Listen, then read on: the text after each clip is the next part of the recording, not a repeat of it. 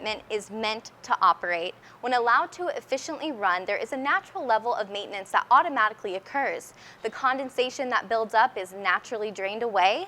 The natural friction that is created between rapidly moving metal components keeps rust and debris out, and the noise that comes from operation keeps curious critters away from making that piece of equipment their new home.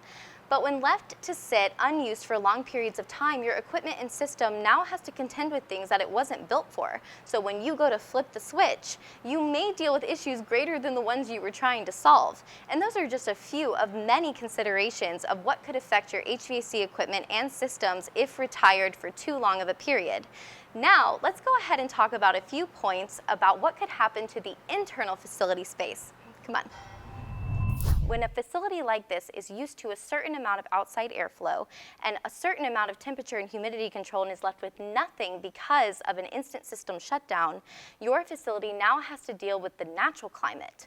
And depending on what your natural climate is, your space has to deal with its most unwanted gifts, which can include cold or heat damage, overall stuffiness, settled odors, growth-inducing humidity, and more. Like a car that you rarely use, your facility systems must have their engines turned over every once in a while so that when you do go back to fully reinstate them, they work just as intended.